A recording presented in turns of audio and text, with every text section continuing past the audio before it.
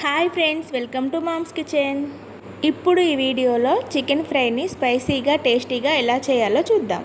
ముందుగా stove on చేసుకొని ఒక ప్యాన్ పెట్టుకొని ప్యాన్ హీట్ అయిన తర్వాత 2 టేబుల్ స్పూన్ల ఆయిల్ వేసుకోవాలి. ఆయిల్ హీట్ అయిన తర్వాత కట్ చేసి పెట్టుకున్న ఒక పెద్ద ఉల్లిపాయను పచ్చిమిర్చిని వేసుకొని ఫ్రై చేసుకోవాలి. ఇవి గోల్డెన్ బ్రౌన్ కలర్కి వచ్చిన తర్వాత అల్లం వెల్లుల్లి పేస్ట్ 1 స్పూన్ వేసుకొని బాగా ఫ్రై చేసుకోవాలి. ఇందులో కొద్దిగా పసుపు, 1 స్పూన్ ధనియాల పొడి, కొద్దిగా పుదీనా కూడా వేసుకొని కలుపుకోవాలి.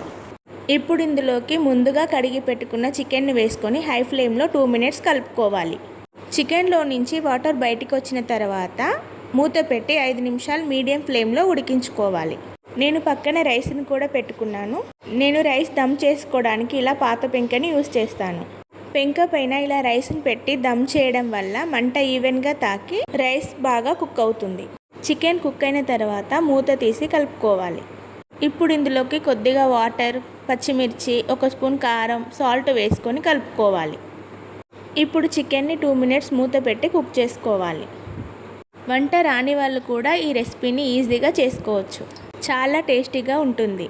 కర్రీ కుక్ అయిపోయిన తర్వాత కొద్దిగా గరం మసాలా, కొత్తిమీర వేసుకొని స్టవ్ ఆఫ్ చేసుకోవడమే. Tasty chicken curry ready. Chicken lovers ఒక లైక్ చేయండి. మా ఛానల్ని ఇంకా సబ్స్క్రైబ్ చేసుకోకపోతే వెంటనే సబ్స్క్రైబ్ చేసుకోండి. Thanks for watching.